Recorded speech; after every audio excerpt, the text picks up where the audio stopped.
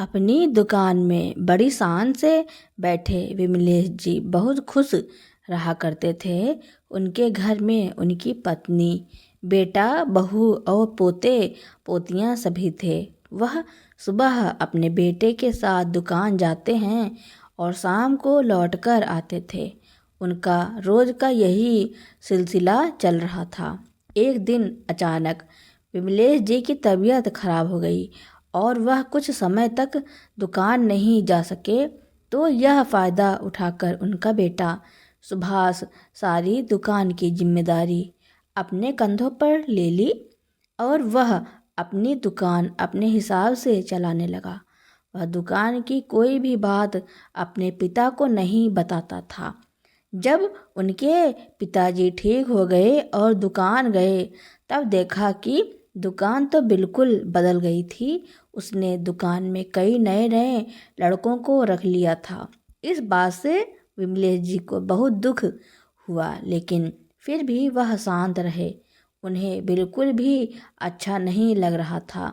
बेटा कह रहा था कि पिताजी, मैं दुकान को बहुत अच्छे से संभाल रखा हूँ, अब आप दुकान में नहीं आया करो, आप घर पर रहिए। मुझे आपकी टोका टाकी बिल्कुल भी पसंद नहीं है। विमलेश जी शाम के समय अपने आंगन में कुर्सी पर बैठे हुए हैं और अपने एक पुराने मित्र से फ़ोन पर बात कर रहे हैं और पास में ही बैठी उनकी पत्नी धार्मिक पुस्तकों को पढ़ रही है।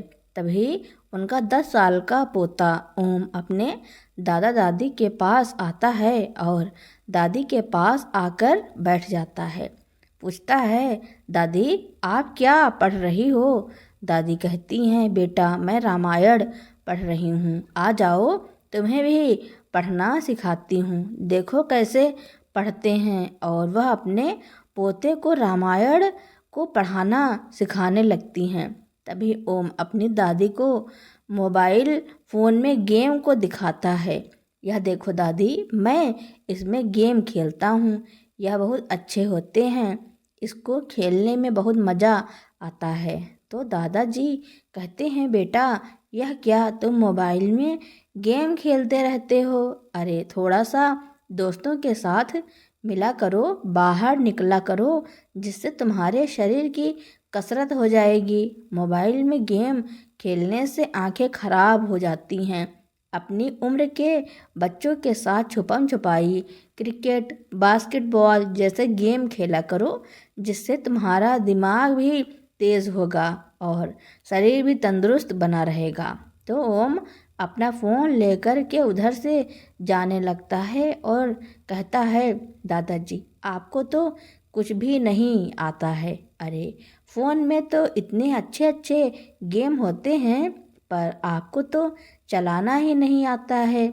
जब आप इनको चलाना सीख जाओगे तब पता चलेगा यह सब कितने अच्छे हैं। और अपना फ़ोन लेकर ओम उधर से चला जाता है और सोचते हैं कि हम आज के ज़माने के नहीं हैं, हमारा पोता कितना आगे है, उसको कितने सारे इंटरनेट की चीज़ें चलानी आती हैं। इतना छोटा सा है लेकिन हमें नहीं आई हैं। हम आज के ज़माने से बहुत पीछे रह गए हैं।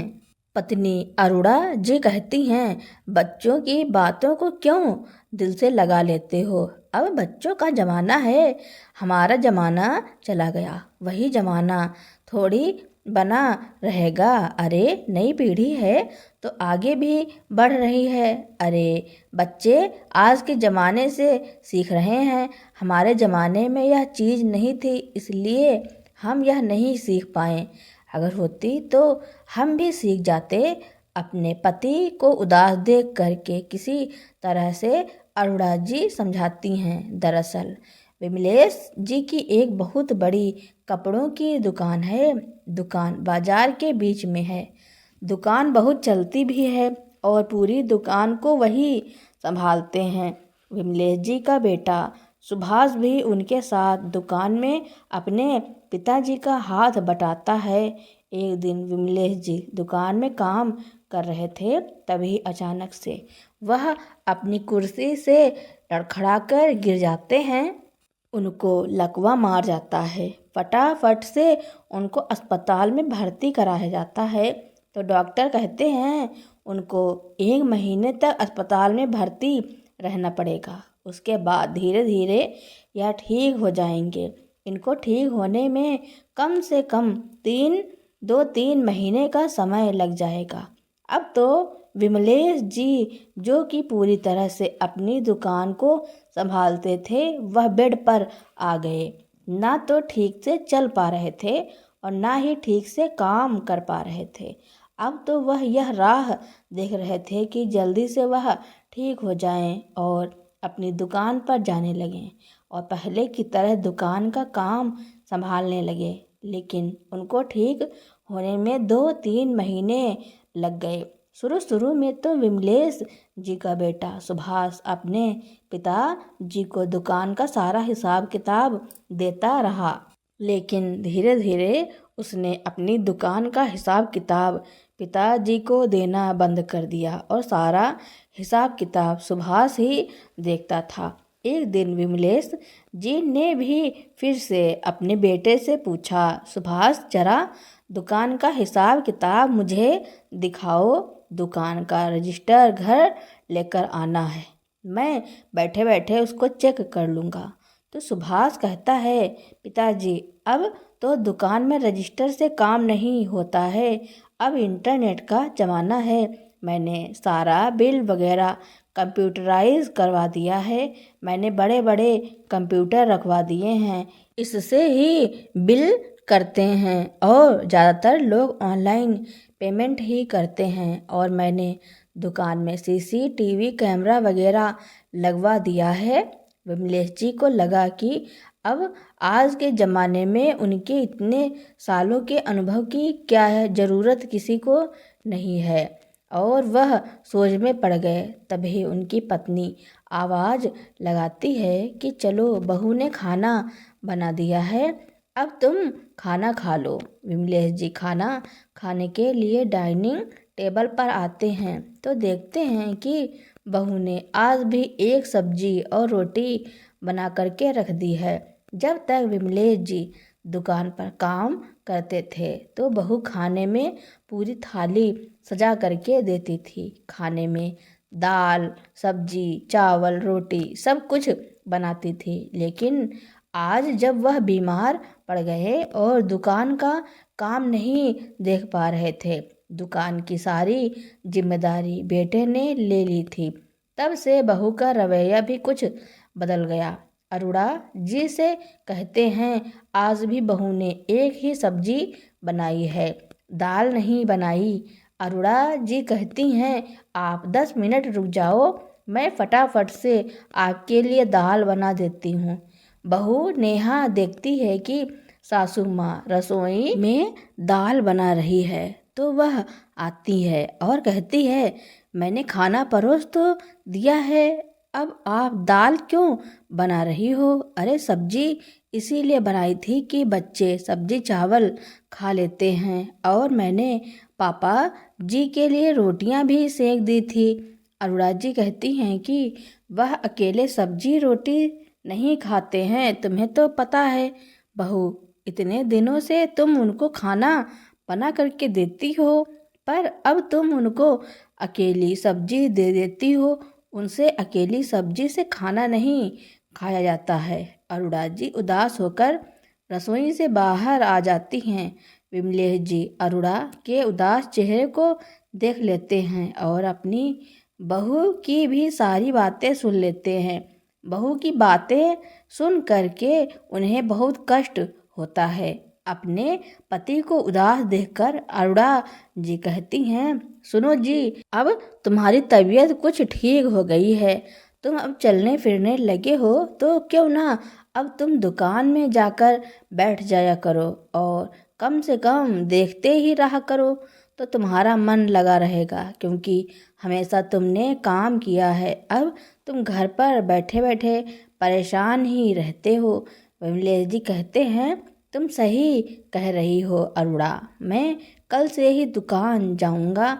और सुबह होते ही नहा धो करके विमलेश जी दुकान के लिए तैयार हो जाते हैं।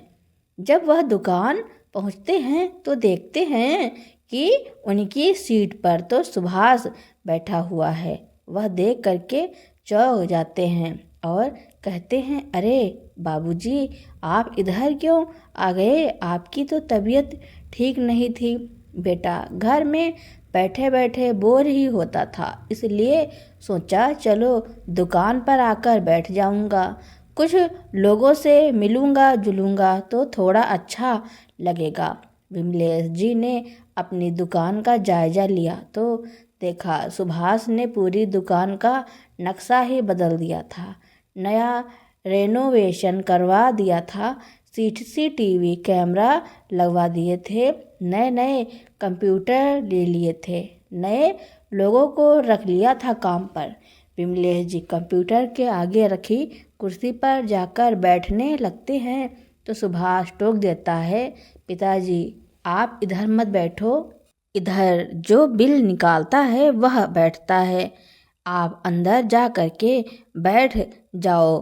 विमलेश जी दूसरी कुर्सी पर बैठ जाते हैं और देखते हैं कि धीरे धीरे दुकान में कस्टमर आने शुरू हो गए हैं, लेकिन दुकान में जो नए लड़के रखे थे वह तो आपस में ही बातें करने में लगे हुए थे।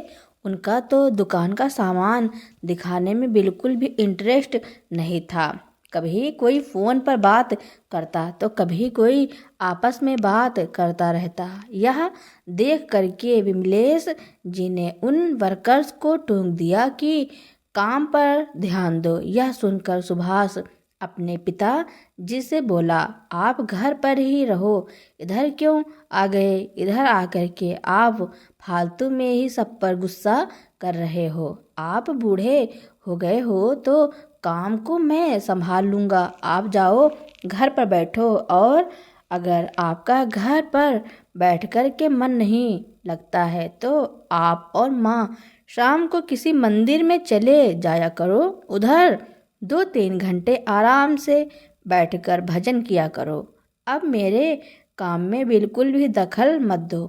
अपने बेटे की बातें सुन करके विमलेश जी हैरान रह जाते हैं। कहते हैं, और तू तो इस तरह से बात कर रहा है, मैं अपना काम कर लूँगा। मैंने अपने हिसाब से सारी दुकान का सेटअप कर लिया। अपनी छड़ी उठा करके अपने घर वापस आ जाते हैं। घर आकर अपनी पत्नी अरुणा जी को सारी बातें बताते हैं तो अरुणा जी अपने पति को समझाती हैं, बेटा ठीक ही तो कह रहा है, आज नहीं तो कल उसको ही दुकान संभालनी है। आप कब तक संभालते रहेंगे? आपका भी बुढ़ापा है, अब आप आराम से घर पर रहिए, आपकी तबीयत भी ठीक नहीं रहती है। अरुणा जी अपने पति को तो समझा देती हैं, लेकिन कहीं ना कहीं अपने बेटे की बातों से दुखी भी रहती हैं कि वह सब कुछ किया विमलेश जी का ही है। इतनी बड़ी दुकान खड़ी करने में विमलेश जी ने कितनी मेहनत की है, और आज बेटे ने जरा सी तबीयत खराब होने पर उसे दुकान से निकाल दिया। बेटा यह भी नहीं समझा कि पिताजी ने यह दुकान कितनी मेहनत से खड़ी की। एक दिन अरुणा जी अपने पोते को बाहर घुमाने के लिए ले जा रही थी, तभी अचानक से एक भैंस दौड़ती हुई आई और अरुणा जी को धक्का देती हुई निकल गई। अरुणा जी सड़क के किनारे गिर जाती हैं, उनको सर में बहुत चोट लग जाती है। सिक्योरिटी वाला आ करके विमलेश जी को खबर देता है कि आंटी जी को भैंस ने धक्का मार दिया है और वह सड़क के किनारे पड़ी हुई हैं। विमलेश जी हड़बड़ाते हुए नीचे जाते हैं और देखते हैं तो फटाफट से उनको अस्पताल ले जाते हैं, लेकिन उनके सर में इतनी ज़्यादा चोट लगी थी कि खून बहुत अधिक निकल गया था, जिसकी वजह से अस्पताल पहुंचने पर ही उन्होंने दम तोड़ दिया। विमलेश जी पर तो जैसे दुखों का पहाड़ टूट पड़ा हो। उन्होंने तो कभी नहीं सोचा था कि इस वृद्धावस्था में उनकी पत्नी उन्हें छोड़कर चली जाएंगी। और अभी तो उनका ऐसा समय चल रहा था कि उन्हें अपनी पत्नी की बहुत ज़्यादा ज़रूरत थी। ऐसे में उनकी पत्नी उनको छोड़कर चली गईं। बड़ी मुश्किल से उन्होंने अपने आप को संभाला। यही सोच सोच कर परेशान थे कि बेटे और बहू की वजह से तो और अपने ही घर में पहले ही पराये की तरह रह रहे थे। एक पत्नी ही थी जिससे मन की बात कह देने से मन हल्का हो जाता था। अब तो वह भी चली गई। अब किससे अपने दिल की बात कहेंगे। अरुणा साथ ही तो हौसला बना रहता था। बहू की अपमानजनक बातें और बेटे का रूखापन तो बर्दाश्त कर लेते थे क्योंकि उनकी पत्नी उनके पास थी। लेकिन अब पत्नी के बिना तो एक एक पल भी उन्हें एक युग के जैसा लग रहा था। बहू एक बेटे तो जैसे अपनी ही जिंदगी में मगन हो गए थे। घर में उनसे कोई ठीक से बात भी नहीं करता था। बेटा अपने काम में बिजी रहता था। विमलेश जी की एक बड़ी बहन थी साधना। वह अपनी बहन को फ़ोन करके बुला लेते हैं। जब विमलेश जी की बहन आई तो बहू दरवाज़ा खोलती है। अरे बुआ जी, आप बिना बताए, आपने बताया भी नहीं कि आप आ रही हैं। साधना जी कहती हैं, अरे विमलेश का फ़ोन आया था, उसकी तबीयत कुछ ठीक नहीं है, इसलिए उसको देखने के लिए आ गई हूँ। अरे बुआ जी, आपने क्यों तकलीफ़ की? आपका भी घर है, परिवार है, और इधर हम लोग हैं ना पिता जी को देखने के लिए। बेटा विमलेश मेरा सगा भाई है। अरुणा भी चली गई है। आज उसको मेरी ज़रूरत है तो हफ्ता 10 दिन का समय तो मैं उसके लिए निकाल ही सकती हूँ। अपनी बहन को देखकर चेहरे पर थोड़ी मुस्कान आ जाती है। साधना जी अपने भाई के लिए उनकी पसंद का खाना बना करके देती हैं। बाजार से जाकर वह अपने भाई के लिए फल और सब्जियां लाती हैं और उनकी पसंद की सब्जी बना बना कर खिलाती तो विमलेश जी खुश हो जाते हैं। लेकिन बहू को उनकी खुशी ज़्यादा दिन तक बर्दाश्त नहीं होती है। वह रोज़ कलह करके अपनी बुआ सास को वापस भेज देती है। विमलेश जी फिर से अकेले पड़ जाते हैं। एक दिन विमलेश जी की तबीयत कुछ ठीक नहीं होती है। वह अपनी बहू से कहते हैं, मेरे लिए तुम खिचड़ी बना दो, आज मैं खाना नहीं खाऊंगा, पेट कुछ सही नहीं है। बहू चिल्लाते हुए कहती है, तुम्हें कोई काम नहीं है? खाना बना दिया है तो वही चुपचाप से खा लो। मेरे पास इतना समय नहीं है कि मैं तुम्हारे लिए अलग से खिचड़ी बनाती रहूं। घर में बहुत काम होते हैं। विमलेश जी गुस्से में खाना नहीं खाते हैं और सोचते हैं कि अब यह तो बहू का रोज़ का ही काम हो गया है। अब इस घर में उनकी कोई बात नहीं सुनती है। विमलेश जी को कमरे में बैठे बैठे बहुत ज़्यादा घुटन हो रही थी। ऐसा लग रहा था कि बस अभी दम घुट जाएगा। इसीलिए वह अपना कुर्ता पहनते हैं और अपनी छड़ी ले करके बाहर निकल जाते हैं। मंदिर की तरफ चल देते हैं। जब वह मंदिर पहुंचते हैं उन्हें अपना एक पुराना दोस्त मिलता है।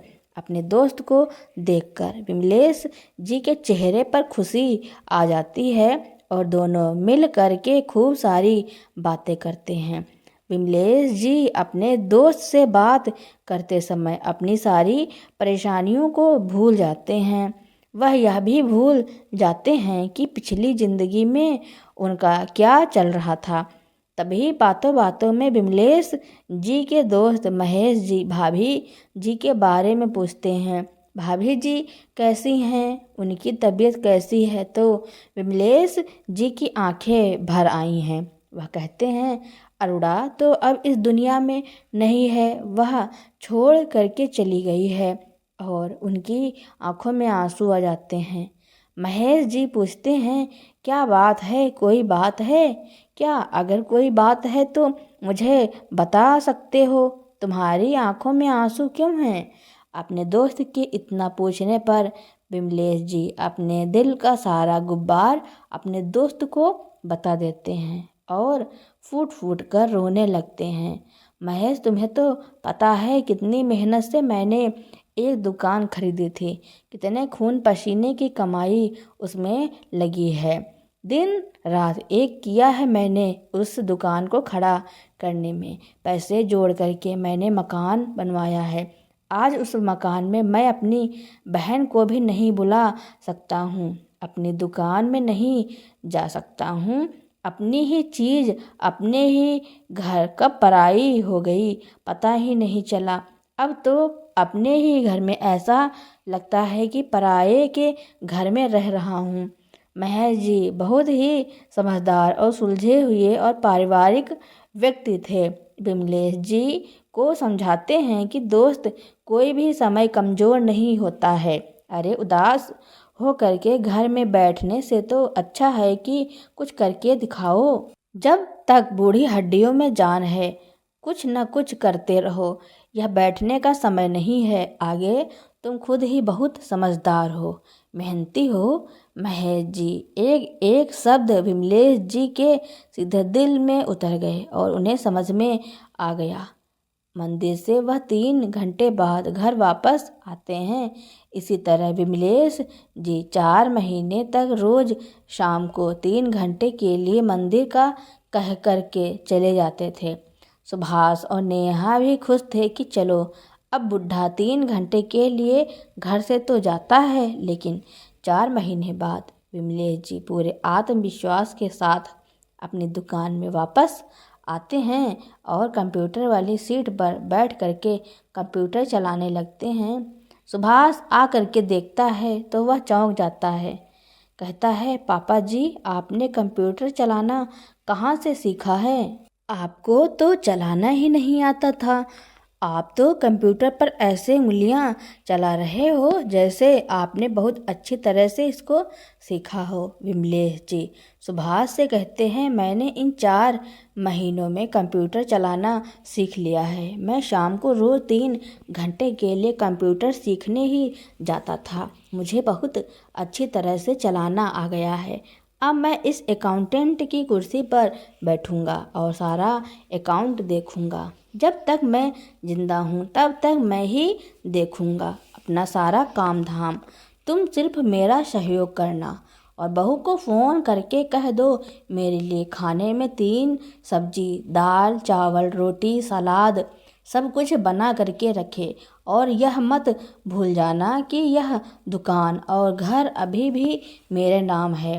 इस घर और दुकान का मालिक मैं ही हूँ, तुम नहीं हो। इसलिए तुम दोनों मुझे बहुत अच्छे से पेश आना। मेरा अपमान करने की तो सोचना भी मत। शाम को विमलेश जी घर आते हैं और अपने बहन साधना को भी फ़ोन करके बुला लेते हैं। बहू जब बुआ सास को देखती है तो फिर से चिढ़ जाती है और कहती है, आप फिर आ गईं? अभी तो आई थी। तो विमलेश जी अपनी बहू से कहते हैं, यह घर मेरा है। मैंने इस घर को पाई पाई जोड़ करके बनवाया है। मैंने अपनी दुकान को बहुत मेहनत के साथ खड़ा किया है। वह आज भी मेरे ही नाम है। यह घर भी मेरा है और मैं दुकान का भी मालिक हूँ। तुम्हें चाहूँ तो आज के आज दोनों को इन चीज़ों से निकाल कर बाहर कर सकता हूँ। और मेरे शरीर में आज भी इतनी ही ताकत है कि मैं अपनी दुकान और घर दोनों को बहुत अच्छे से संभाल सकता हूँ। मैं बूढ़ा ज़रूर हो गया हूँ लेकिन हिम्मत नहीं हारा हूँ। मेरे अंदर अभी भी आत्मसम्मान है। स्वाभिमान के साथ जीना चाहता हूँ। सुभाष और नेहा अपने पापा जी को इतने गुस्से में देखते हैं तो चुप हो जाते हैं। उन्हें अपने पापा जी की बात बहुत अच्छे से समझ में आ जाती है कि हाँ, पापा जी सही कह रहे हैं और चुपचाप से सर झुका करके अपने अपने कमरे में चले जाते हैं। दूसरे दिन विमलेश जी नाश्ते की टेबल पर बैठते हैं तो उन्हें गरम गरम पराठे के साथ चाय मिलती है। बहू को समझ में आ गया था कि यह सब कुछ पिताजी का ही है। अगर हम ज़्यादा कुछ कहेंगे तो वह हमें इस घर से निकाल देंगे। अब विमलेश जी फिर से बड़े ही आत्मसम्मान और शान के साथ घर में रहने लगे, अपनी दुकान पर जाने लगे। अब बेटे बहू उन्हें किसी चीज़ के लिए रोकते टोकते नहीं थे और ना ही उन्हें आगे कुछ कहते थे, क्योंकि वह जानते थे कि पिताजी सीधे के लिए सीधे हैं और टेढ़े के लिए टेढ़े हैं। विमलेश जी अपनी बहन के साथ जब मन करता, जितने दिन मन करता उतने दिन साथ रहते और उन्हें अपने घर बुला लेते थे। अब बहू मना भी नहीं कर सकती थी, क्योंकि सब कुछ अब पिताजी के हाथ में था। वह मन महसूस कर रह जाती, लेकिन अब क्या ही कर सकते थे। बेटा भी अपने पिताजी के आगे पीछे घूमता रहता था और हर काम उनसे पूछ पूछ कर करता था। अगर कुछ गलती भी हो जाती है तब भी वह अपने पिताजी को सब कुछ बता देता। वह जानता था कि अगर बाद में उन्हें पता चला तो वह बहुत डांट लगाएंगे। अब विमलेश जी को केवल एक ही दुख था कि उनकी पत्नी उनके साथ नहीं थी। उन्हें रह रहकर अपनी पत्नी की बहुत याद आती थी, लेकिन होनी को कौन टाल सकता था। जो चला जाता है वह वापस नहीं आता है। अब विमलेश जी अपनी पत्नी की याद में ही जीवन काट रहे थे। तो दोस्तों, विमलेश जी ने अपने बेटे और बहू के साथ जो किया उसके बारे में आपका क्या कहना है और यह कहानी आपको कैसी लगी कमेंट में ज़रूर लिखना। मेरी कहानी सुनने के लिए आपका बहुत बहुत धन्यवाद।